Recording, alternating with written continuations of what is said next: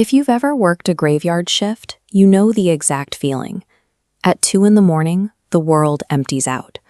For service workers stationed behind brightly lit counters, the mundane quiet is a vacuum, and sometimes that vacuum draws the wrong kind of attention.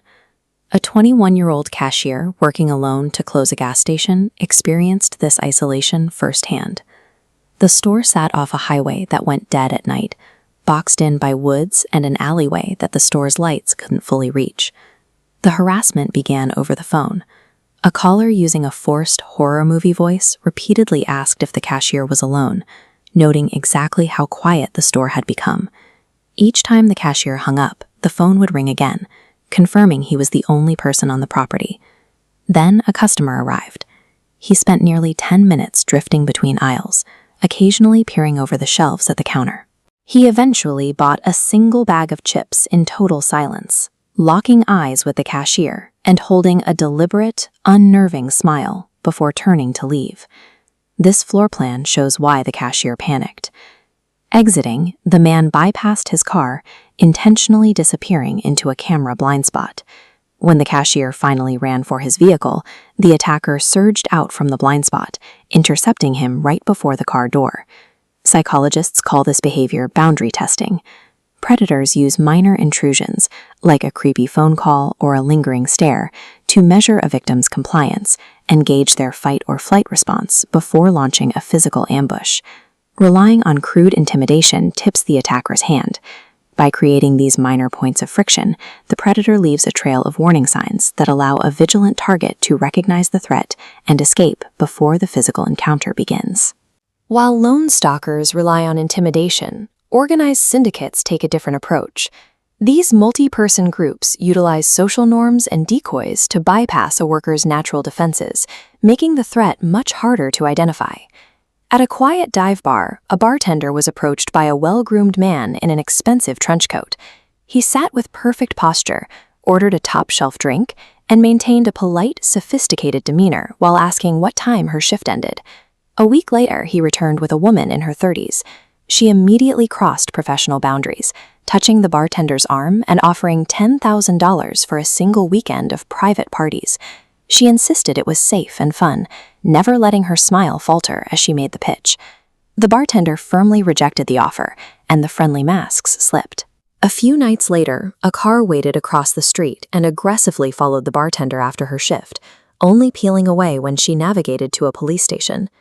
On the final night, the woman returned alone, right at closing time.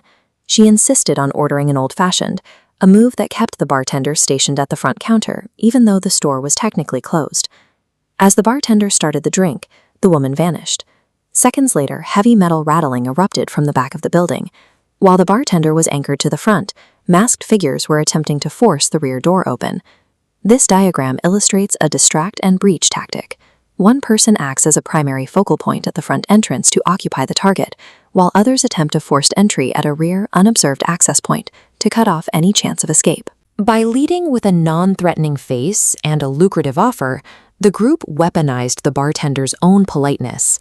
They turned standard customer service expectations into a tactical window, using a distraction to hide a physical breach.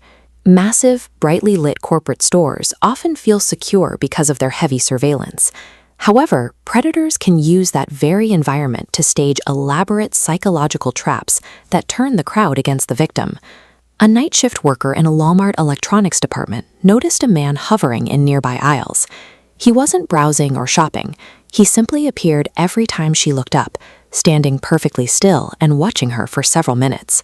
Suddenly, a woman she'd never seen before grabbed her arm. Acting like a loud, concerned friend, she whispered that the man was recording the worker on his phone. She urged the panicked worker to follow her to safety immediately. The woman steered the worker away from the populated registers and self-checkout lanes. She pulled her toward the dimly lit warehouse section and a specific side exit used for loading shipments, an area she knew was free of cameras. The worker realized the danger just before reaching the door. She dug her heels in, screamed for help, and fought to loosen the woman's grip. She managed to break free and sprinted back toward a group of coworkers. Security footage later revealed a chilling detail. The man who was stalking her and the woman who offered to save her had entered the store together. They were working as a coordinated team. This cyclical flowchart maps out the Trojan horse tactic. One member of the team manufactures a visible threat to trigger the victim's panic. Once the target is scared, an accomplice steps in as the solution, steering the victim into total isolation. This level of coordination weaponizes the target's own flight response. By directing the victim's fear, the predators ensure that the act of running away is what actually leads the target into the trap. As the worker fled the loading dock at Walmart, the savior woman yelled for her to come back. And in that moment, she called out the worker's real name, a name the worker had never given her. Calling out a specific name requires prior surveillance. The syndicate had already identified their target, making the entire rescue a staged event based on intelligence they'd gathered long before entering the store. These stories show that predators adapt to their environment. They can manipulate the absolute silence of a remote gas station just as easily as they can use the busy aisles of a corporate superstore to hide their coordination. Across every case, the primary tool was the same: the societal pressure for service workers to remain helpful to strangers. The attackers counted on their targets being too polite to question a weird request or a sudden physical intervention. Avoiding these traps requires recognizing the signs of a staged encounter: rehearsed behavior, offers that seem too lucrative to be true, and strangers who try to steer you into unmonitored areas are all immediate red flags. When the situation feels wrong, prioritize your intuition over social conditioning. Dropping the customer service persona is often the only way to disrupt a predator's plan and escape a targeted trap.